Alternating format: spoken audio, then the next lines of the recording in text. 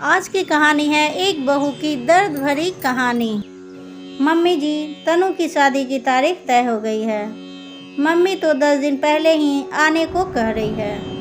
रीता ने अपनी सास गीता जी से कहा, इतना क्या उछल रही हो, शादी है बहन की, कोई खजाना तो नहीं मिल गया ना।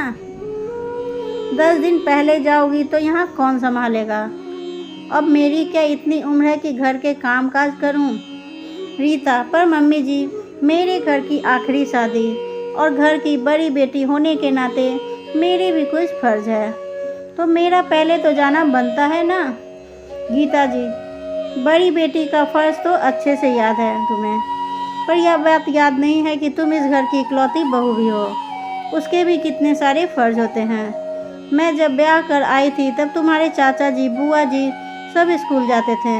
मेरे आने के बाद मेरी सास ने कभी उनका कुछ नहीं किया। सारी जिम्मेदारी मुझ पर ही थी। मायका तो पग फेरे के बाद फिर कब गई यह याद ही नहीं। तो क्या मेरे भाई बहनों का ब्याह ना हुआ। शादी के बाद ससुराल की जिम्मेदारी पहली जिम्मेदारी होती है, बाद में मायका। रीता अब कुछ नहीं करती और उदास होकर वहाँ से चली जाती है। रात को पति शिवम को सारी बात बताती है। शिवम, तुम परेशान मत हो, मैं अब संभाल लूँगा। तुम तो बस बहन की शादी में जाने की तैयारी करो और जैसा मैं कहता हूँ वैसा ही करो। रीता, पर कैसे। शिवम, बस तुम देखती जाओ।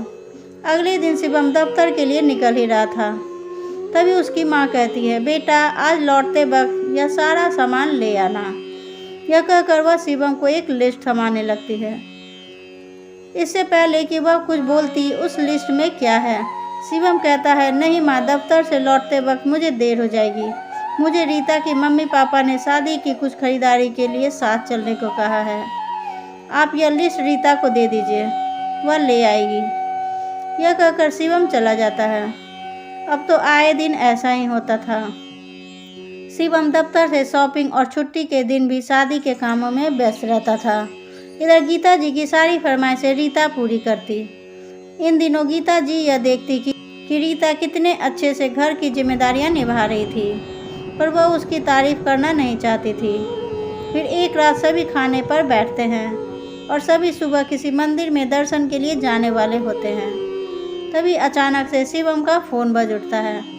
शिवम फ़ोन पर बात कर कहता है, माँ, मैं कल आप लोगों के साथ नहीं चल सकता। रीता के यहाँ जाना है, वहाँ कुछ समस्या हो गई है। शिवम के इतना कहते ही गीता जी तुनक कर कहती है, बेटा कई दिनों से देख रही हूँ, बहू के घर की शादी के पीछे तू इतना भाग दौड़ कर रहा है जैसे तेरे घर की शादी हो। बेटा यहाँ के काम पर भी थोड़ा ध्यान दे। अकेली बहू क्या क्या करेगी। ससुराल के पीछे इतना बावला हो रहा है कि अपने घर को ही भूल गया।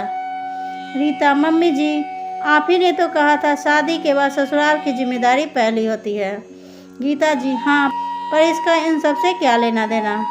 रीता, मम्मी जी, शादी तो अकेली मेरी नहीं हुई है, इनकी भी हुई है, तो इसलिए मैं अपना ससुराल संभाल रही हूँ और ये अपना। हाँ, यह बात अलग है कि इनके ससुराल में इनकी बहुत इज्जत है और मेरे सासू जी ने मेरी कभी कदर नहीं जानी। शिवम मंद मंद मुस्कुरा रहा था और सोच रहा था, कितनी अच्छी ट्रेनिंग दी है मैंने। वाह रीता, कमाल की एक्टिंग कर रही हो। गीता जी, हाँ, तू खड़ा खड़ा मुस्कुरा क्या रहा है, सुन रहा है यह क्या कर रही है।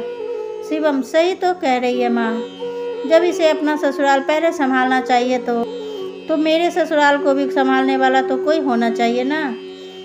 जैसे रीता यहाँ की इकलौती बहू है, मैं भी तो फिलहाल वहाँ का इकलौता दामाद हूँ।